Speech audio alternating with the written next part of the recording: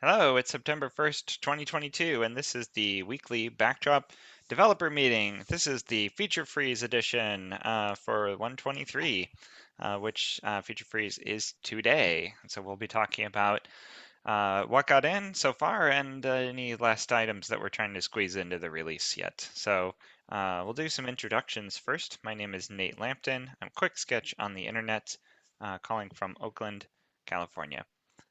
We'll go to Robert and then Joseph. I'm Robert Lang, plug folder on the internet, coming to you from Altadena, California.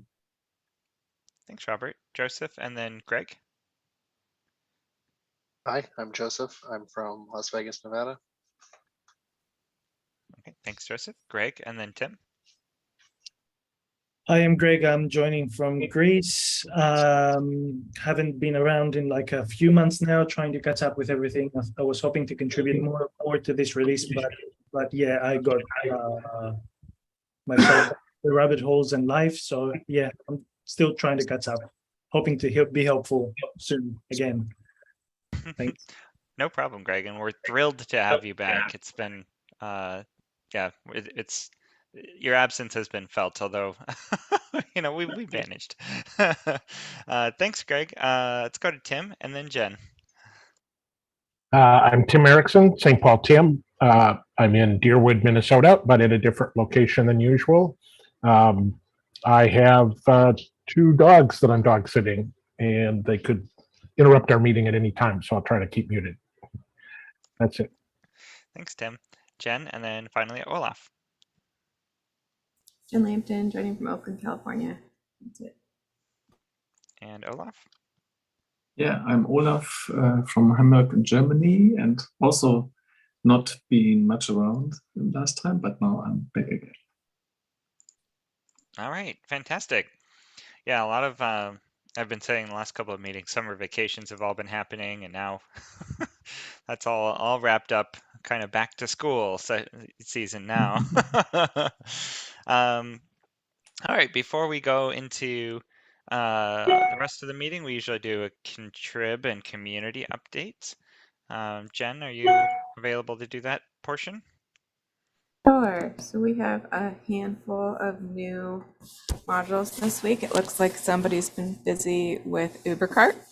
Modules that are out this week are Entity Cache Administration, UberCart New Expiration, UberCart Clearance, and Taxonomy Child Links.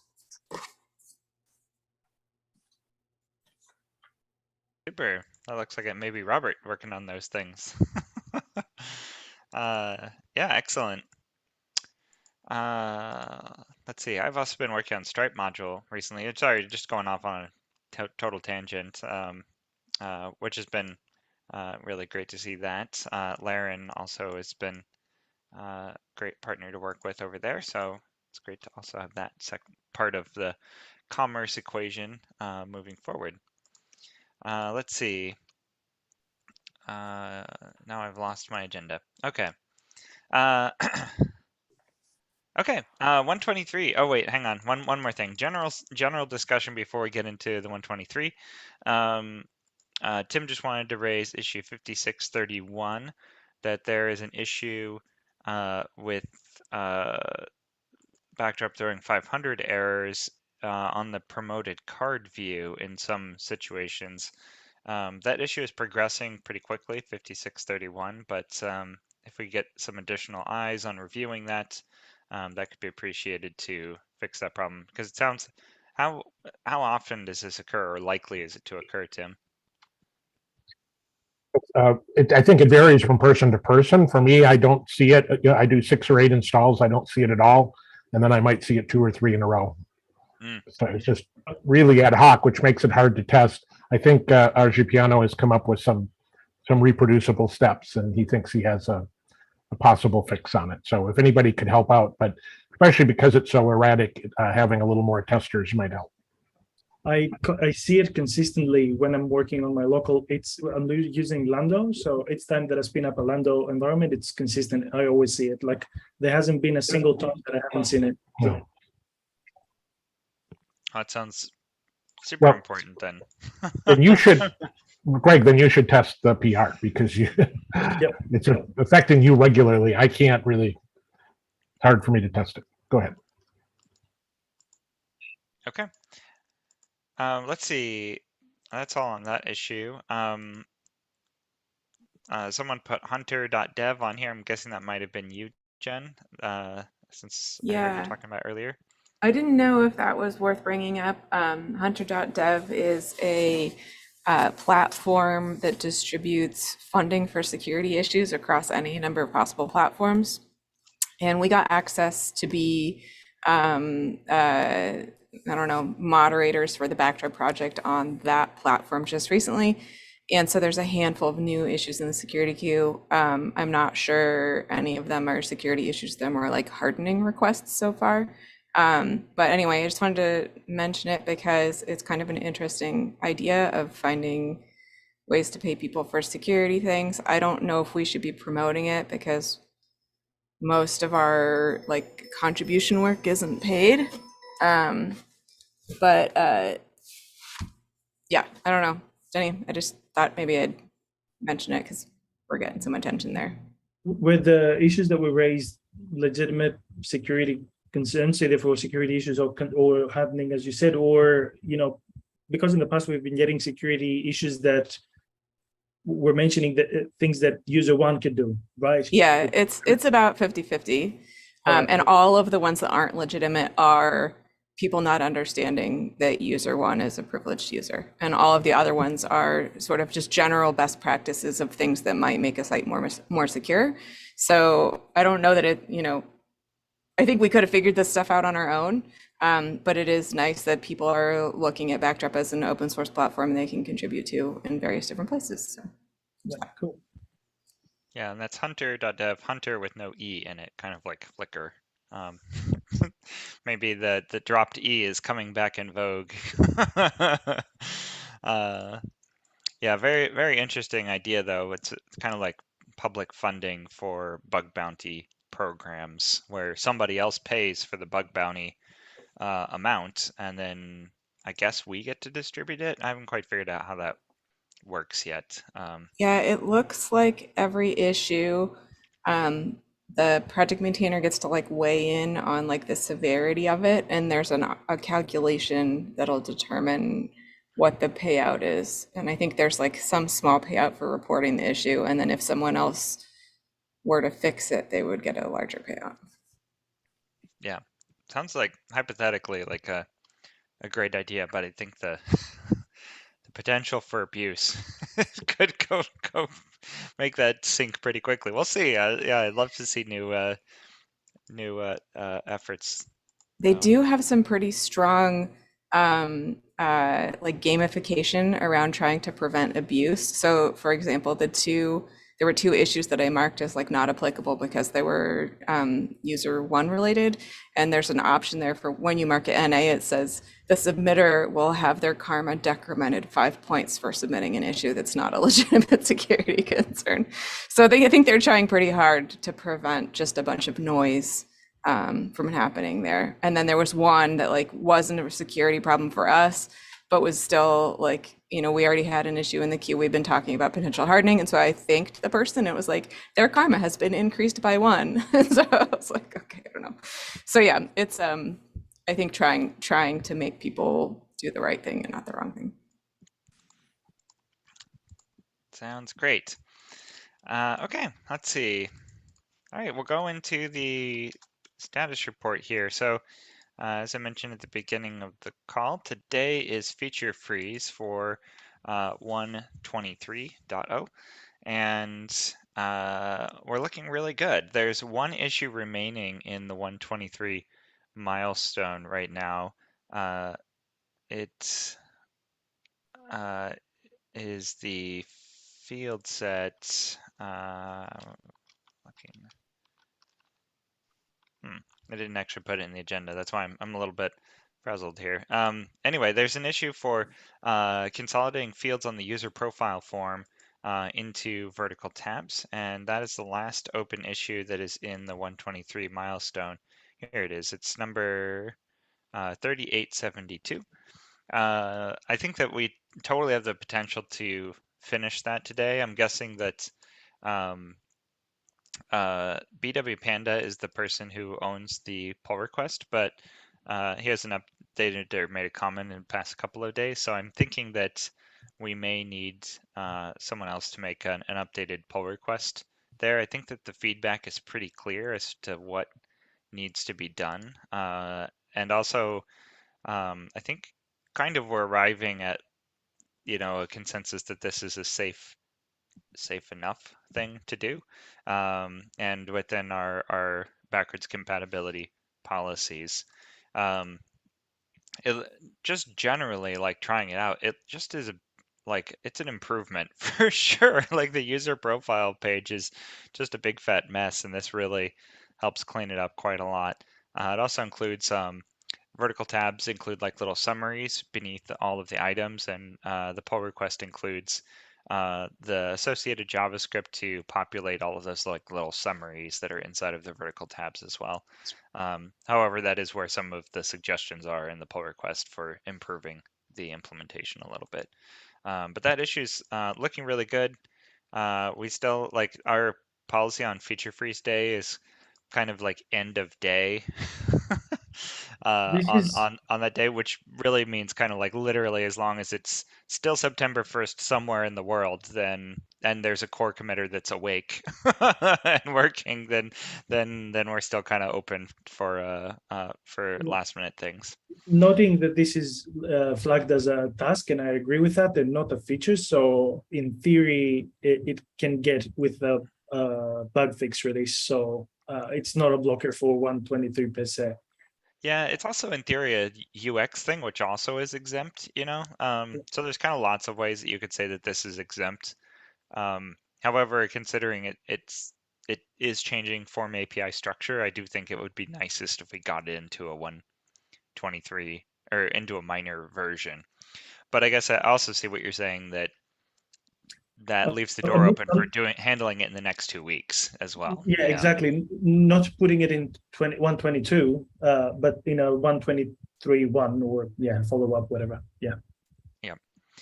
Yeah, worth saying, of course, that today is feature freeze, and then the official release of 123 will be coming out in 2 weeks on September 15th. We also normally do a preview release after feature freeze, so we'll do one tomorrow.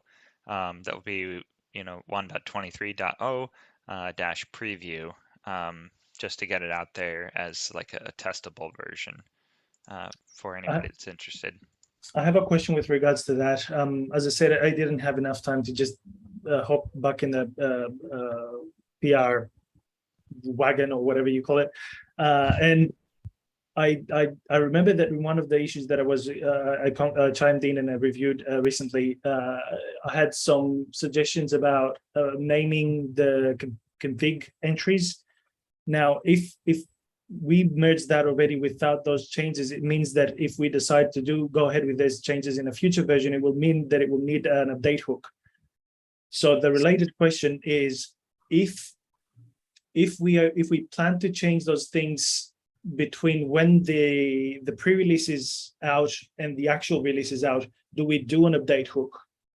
Because the pre-release is, in other words, what I'm asking is, does the pre-release count as an actual release, or are things still in a flux there and can change at any time? That's what I'm asking.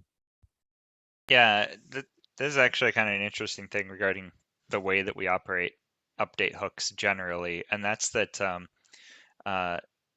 if there were to be something wrong with one of our update hooks or something like that, we would need to add another update hook to fix the previous one, rather than just going back. And I mean, if we can fix the previous one too, but then we also need a follow-up one so that like anybody that's like following the latest release should just be able to run update.php again to fix any previous data corruption problems or config problems that we may have caused.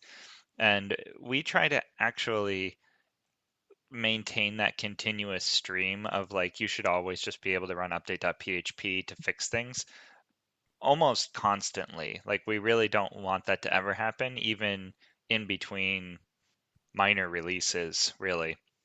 And I guess that's maybe a bit a bit aggressive, but I would definitely think that the preview release, if there's something wrong with an update hook, we would absolutely add another update hook for people running preview to make it so that they can move to 123 final directly off of their preview version Okay. of their site. Yeah.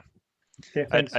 I also would say that we don't really encourage people to run preview in production, or to make backups before they run preview.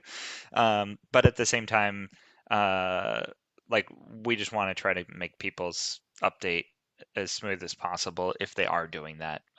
So it's like kind of discouraged, but we also really try our best to accommodate that situation. Yeah. I guess what I was asking is the pre-release an actual release, or is it a release just for the fact that it's a release? Because I remember the reason for it to be born was to basically give an easy way for people to test the current brands. Mhm. To have a release. That's why I was asking. But yeah, if it is to be treated as a release, then yeah, it answers my question. So Yep. cool. Yeah, it doesn't show up in update module or anything like that because it's not marked as a final release, and so it's kind of like a beta or alpha. It doesn't take precedence over the current release, so it doesn't really get a very wide distribution because of that. But it does at least earmark a particular point in time as being like this is the preview release. Yeah. Okay, let's see. Let's talk about 123 then. Mostly today is going to be a bunch of celebrating because we had an amazing week wrapping things up. As always, deadlines really push us to shorten our release cycles and hopefully be some of the best developers we can be. Although I think also people's patience ran a little bit short at times, but we worked it out together. Let's see. The first issue is related to the one issue that's still open, the combining of field sets into vertical tabs, and that's issue 5747. Was a new idea that just came up this week from HerбDuel that while reviewing that user profile form, we had this situation where a lower level permission user might go to their user profile page and have vertical tabs that only have one item in it. And we're like, that just looks weird to convert them to vertical tabs when there's only one item. And so 5747 made a very reasonable change that just said if there's only one field set, don't convert it to vertical tabs. Makes sense. So it's a nice little UX improvement that helps that situation, but also just generally helps other places where there's only one vertical tab. I think the one that pops up for me all the time is URL aliases on taxonomy terms. I think that there's only one item on taxonomy terms often, and this also helps that situation. So yeah, thanks to Can I just throw this out here in that this does affect the user experience in that the vertical tabs are supposed to tell people you can ignore everything in here. And so if there's something like a URL alias that you're supposed to ignore, you take it out of there and you put it on the page, then people are going to think they have to ignore it on node pages, but they can't ignore it on term pages. So it is sort of like breaking the intention of the vertical tabs. I haven't tested the PR. I just saw the initial sort of like manifestations of the initial version of the PR, but to accommodate for what you just said, because this is the guideline, right, for when to use vertical tabs, we could have it be a field set but be collapsed, right? And then it's still not as important. And as far as I remember, field sets in at least the desktop mode, they do have a summary, like a grayed out summary, similar to how vertical tabs have the JavaScript generated summary. So yeah, that might mitigate that fact. Okay. Yeah, it I don't think my objection is strong enough to stop this from moving forward. I just wanted to throw it out there that it is a user experience change that is likely to affect valid. The way people experience various pages, but that's fine. It is valid and can be a follow-up that we can convert it into a collapsed field set in that case. Is it in an open field set in the current pull request? I don't know. It all just depends on what the original field set, because the original field set gets converted to vertical A tabs. tab. Yeah. And so if the original field set is collapsed, then it stays collapsed instead of being Okay. converted.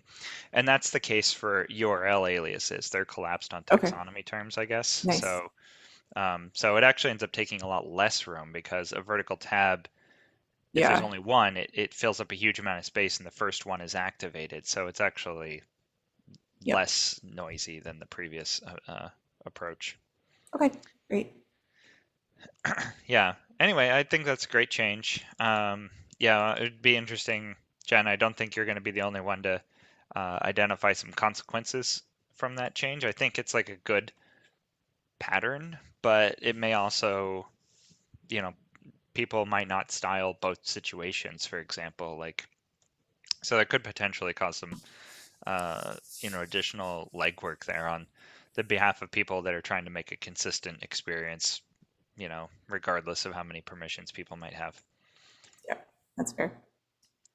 I Uh, also like that we are constantly trying to improve things, and if we improve things and find issues, we will just improve them again. Totally. Okay, let's see here. I guess the next item I have here is I just have entity reference yet again. Issue 1301, just again celebrating that we got that in months ago.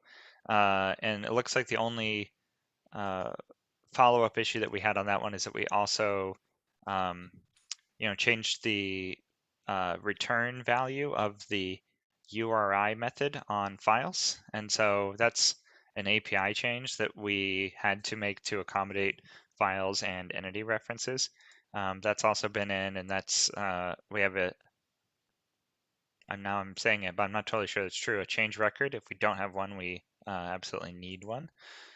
But yeah, entity reference in core is going to be our headline feature for this release, and it's very exciting that that has been completed. We just lost Tim. I'll come back to his issue because that's kind of an exciting one for him, I think, the one he was advocating for. Let's see, let's go to allow forms to have custom validation messages on required fields, issue 5348.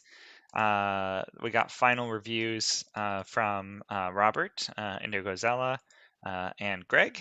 So thanks to the two of you that are in this meeting. I was really happy to see that one come to completion. Greg, you were the one that originally advocated for this. Do you have any thoughts or feedback on the way things shook out? I started creating follow-ups. Great. How I said I started, so it's still half written, the comment there, and it was like it is a lengthy, like it's an old issue, so it was quite lengthy.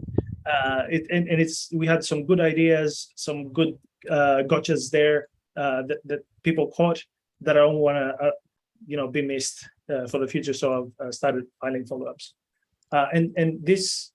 It wasn't a hard blocker for certain things, but it certainly makes things easier now. Yeah, one thing that I had for a follow-up, I'm not sure if I made a note of it, but it didn't file an issue. It was that we still have some weirdness happening with the search form. Yeah. So yeah, we've made it as possible, as smooth as possible, as backwards compatible or consistent as possible. But at least we have we should return to it and fix things. But yeah, I'm super excited. Yeah, the search in general, the interfaces really need some work. My favorite thing about search in core is I like to use it for views. However, I also found some issues with that recently. But yeah, search has just got some complexities. And I don't know, when you have exposed filters in views, I'm not sure why you want to use the sets for the core sets feature, but yeah, anyways. Yeah. Something else I wouldn't mind talking about if we've got time. You filed the follow-up 5750, which is the idea that I had about conditional fields. And I filled out that issue with, I updated the summary with a more elaborate description, and I posted some code samples of what that might look like. I would love feedback from other developers on the idea there and also the syntax that I've put forward there. I think that this might be a little bit of a rabbit hole talking about a new form API property that has a complex syntax, kind of like pound states has a complex syntax. But I think that we might be able to do a little bit better than pound states. But the issue 5750 is about replacing or providing an alternative to states that has a client side and a server side component to it.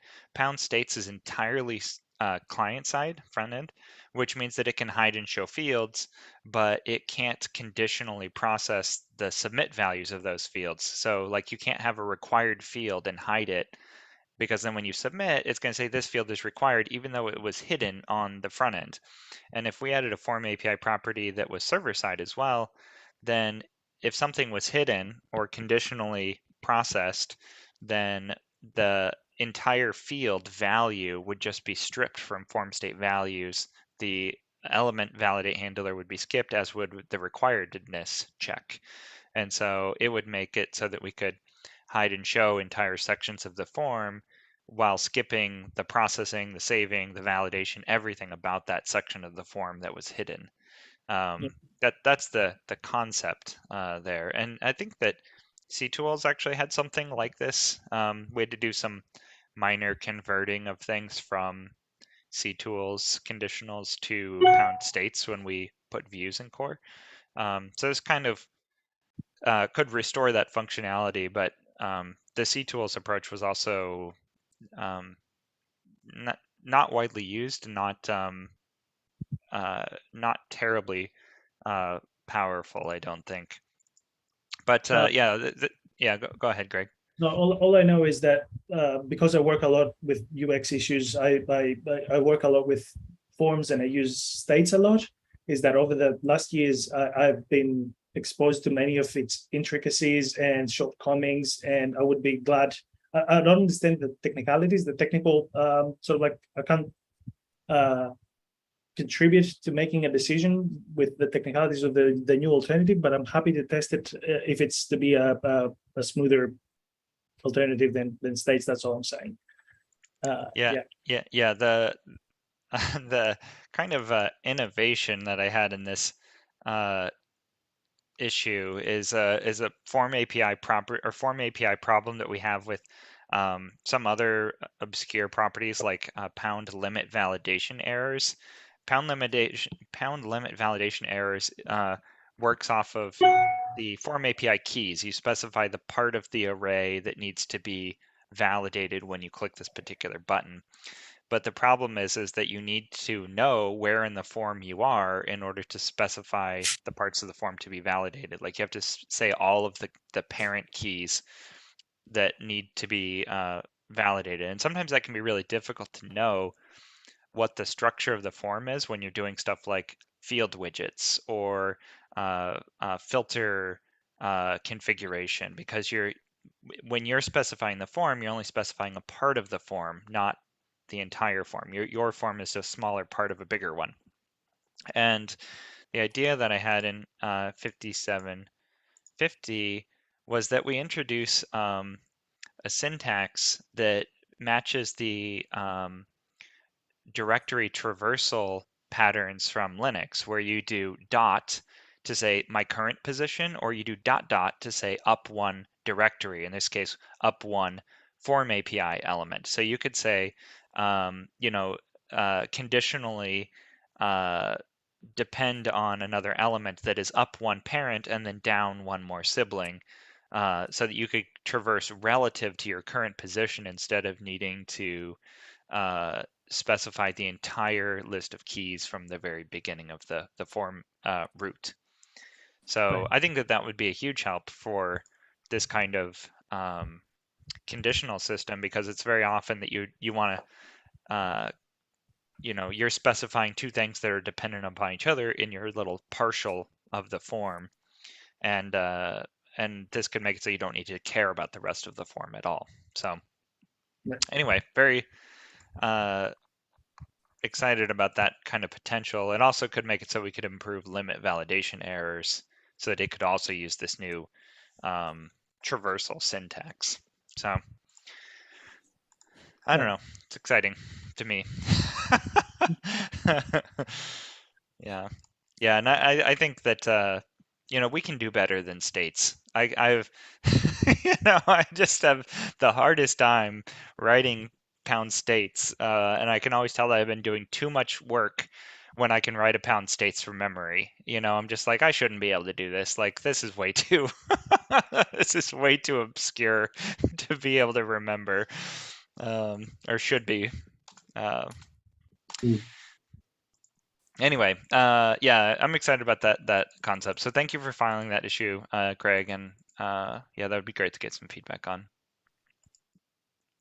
Okay, sorry, total tangent. Let's go back to 123. This I say last minute, but it really was just kind of the issue that we weren't expecting to get done, but did. Issue 4255, add a new date widget to utilize HTML5 date input type. That was spearheaded by Indigo Zella, who filed the issue a couple of years ago, actually, but really started working on it in earnest about a month ago. So Indigo Zella, Herb Duel, and Yorkshire Pudding really went through a rapid review cycle for the last couple of weeks to bring that to completion. So that's a great new feature, a nice new modern widget for inputting dates. We actually already were using the HTML5 date input for the created and updated time on nodes, but because those weren't field module fields, we were using the like Form API had support for HTML5 dates, but date module didn't actually expose them as an option for inputting dates through the field system. So this now exposes those. A really great enhancement.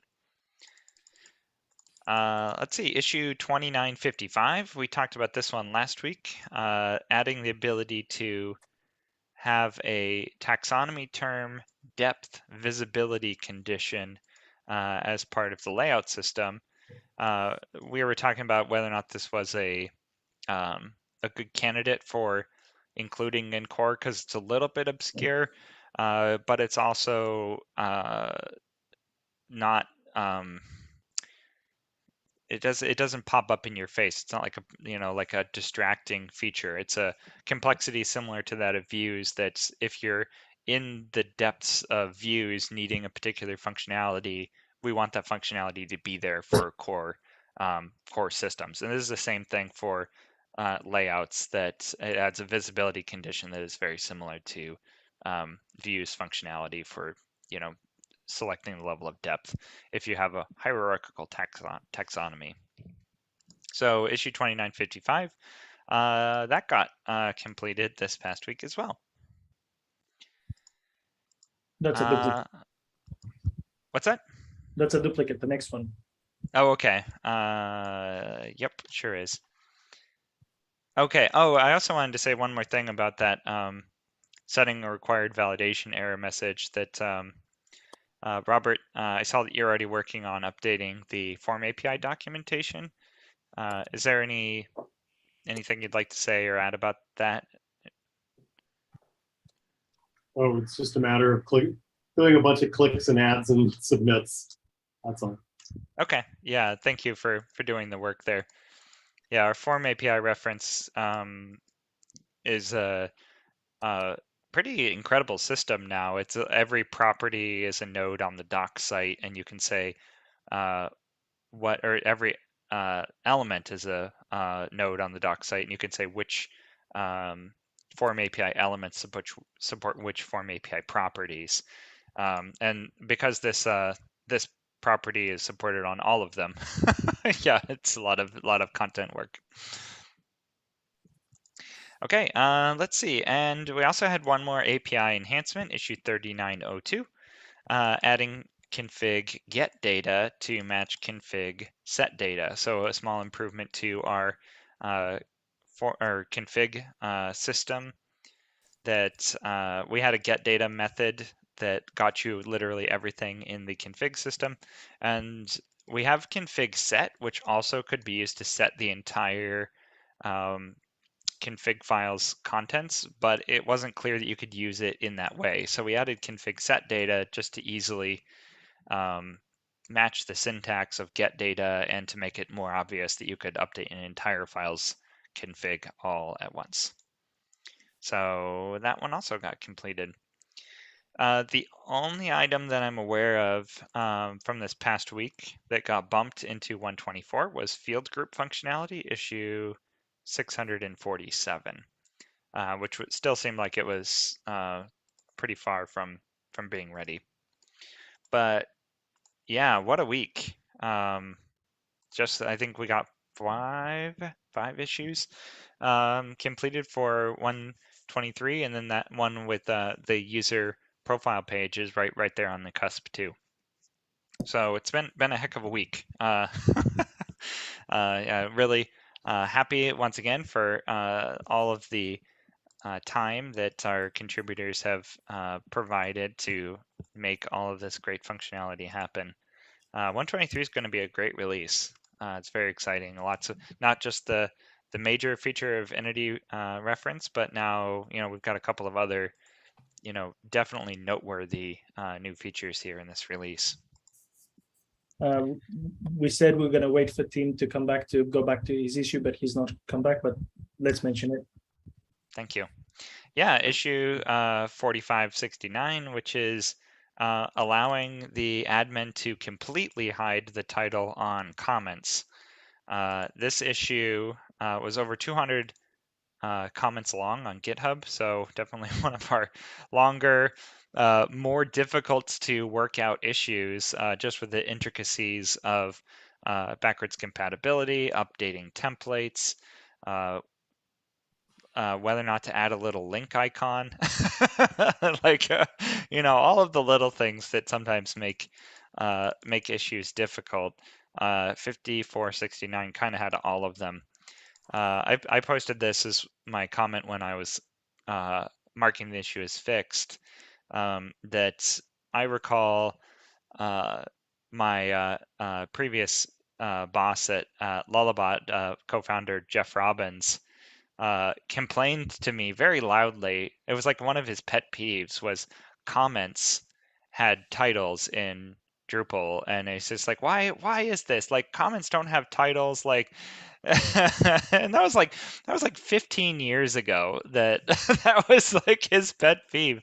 And it's just like, and now it's finally fixed for Backdrop, at least, that this makes it so that comments, previously you could have comment titles be automatically generated, so a user wouldn't necessarily need to enter one, but then they would get displayed, and automatically generated one would be displayed on the front end. And this makes it so that comments truly can have no title displayed on the front end at all. A user doesn't need to enter one, and there's not one displayed.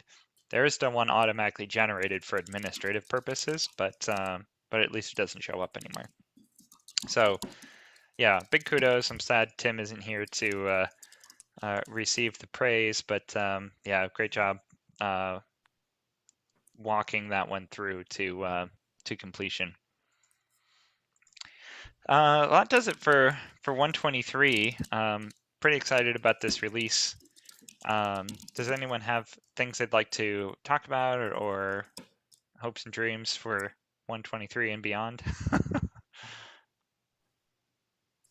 I wanted, because I've been away for so long, just to ask if there were any progress or plans to work on CK Editor 5 integration. No, CK Editor 5 is API breaking. Yeah. So how are we going to handle that then? I know that they delayed or they postponed end of lifing 4 for the sake of allowing Drupal to sort of complete the work that is required to move from 4 to 5. But once that happens, it's like it sounds that this is the only core dependency that we have, which is similar to how Drupal depends on Symfony, and because they're end of lifing other things, we need to move to. So that might mark something that will need to sort of like initiate the backdrop 2.0 thing, you think? It's a good question because we're not sure if Seek Editor 4 will have a long enough life for us to continuously use it, even in new versions of Backdrop, while Seek Editor 4 might be completely unsupported. That could put us in a, pretty tenuous position if there were security issues discovered in Seek Editor. So it is kind of a, if it's a backwards compatibility problem, maybe what we end up doing is it maybe not Backdrop 2, but we ship a Seek Editor 5 module with Backdrop, but it still might not be either enabled by default, or it might not be. We definitely wouldn't like force people to disable the old Seek Editor module to turn on the new one.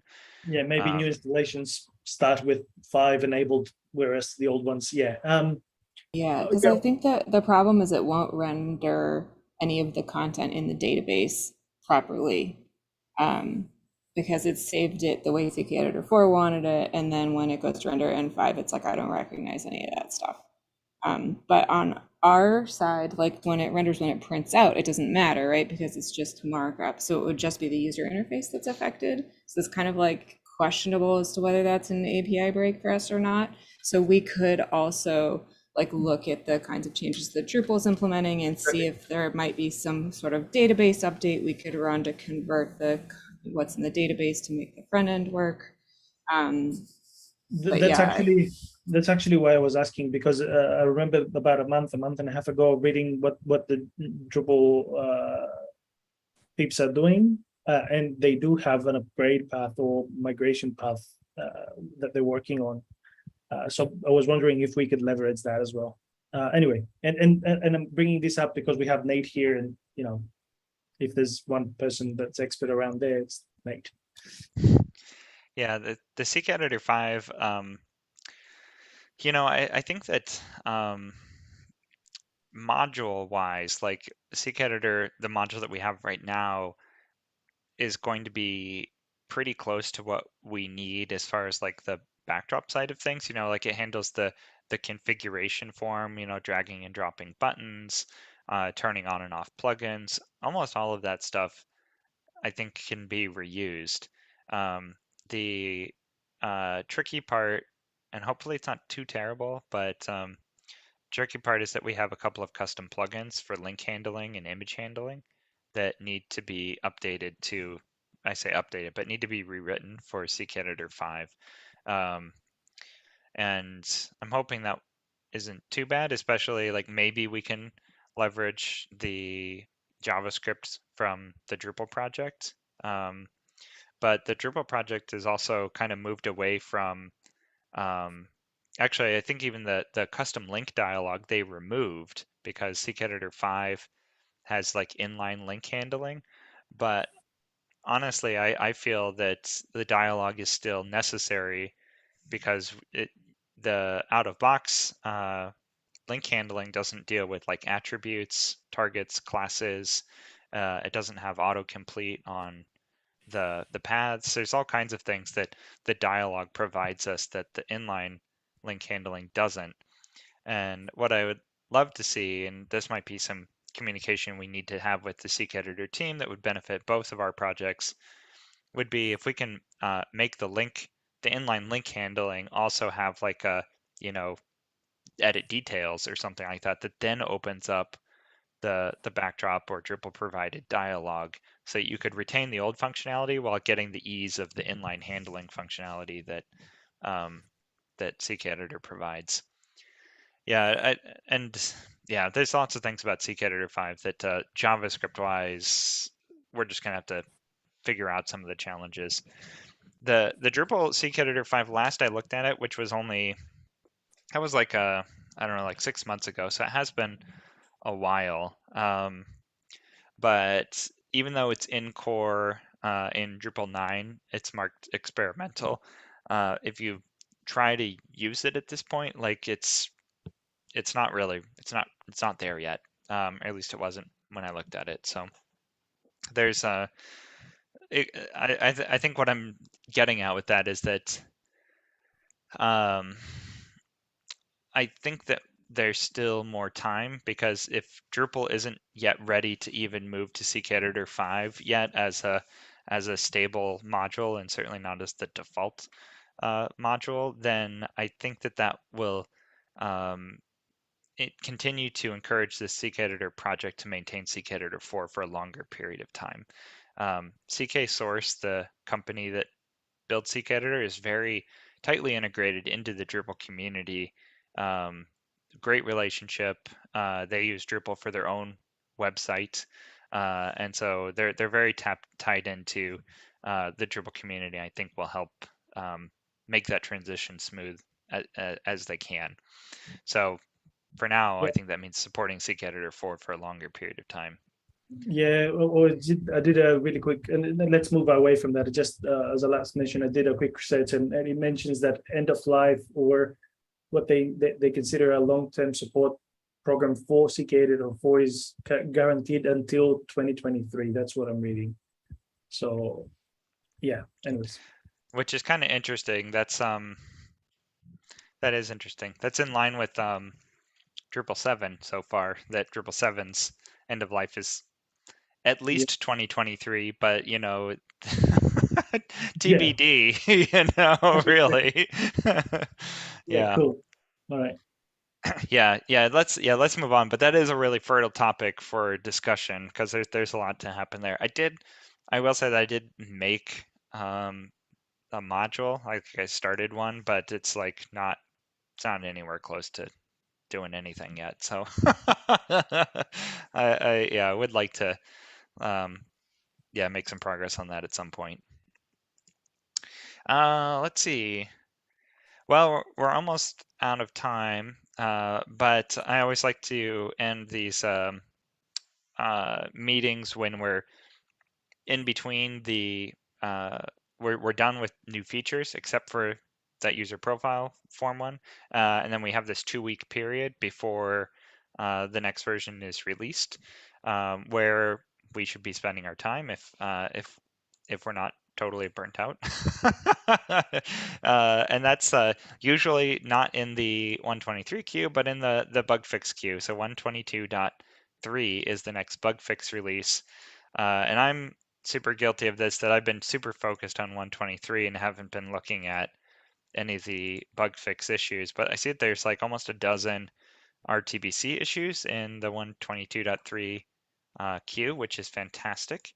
And then 122.3 also has 30 other issues that could potentially be reviewed. And actually we only have 41 open issues total. That's actually a lot smaller than our bug fix queue has often been in the past. So it's a great place to look if you're looking to do some contribution in the next couple of weeks. And of course, big thank you to all of our contributors. I said it already, I'll say it again, that I think 123 is going to be a great release. Several new major features that are being included. I really just can't understate how big of a deal I think entity reference is. I'm excited about expanding our entity APIs to fully leverage the fact that we have a chosen reference system, so we can start doing things like following references, through methods in our entity API. So like instead of like we've got like get field value, for example, but we could start doing things like, get reference and just like load the reference directly rather than needing to have it be this multiple line thing, kind of like entity metadata wrappers. Like we could start doing that kind of, maybe not the chaining that they have, but we could start making it a lot easier to follow references around. Yeah, anyway, I'm super excited about that. I think it's a great release. And yeah, I'm really happy with where we are. Do we have any last items for today? I just want to throw out that I'm a big fan of chaining. Yeah. It makes things easy, Okay, well let's wrap up wait. for today. Oh, I wanted to add one more thing. I don't know. So today is September 1st. So I don't know if you're planning on doing anything else for 123 today.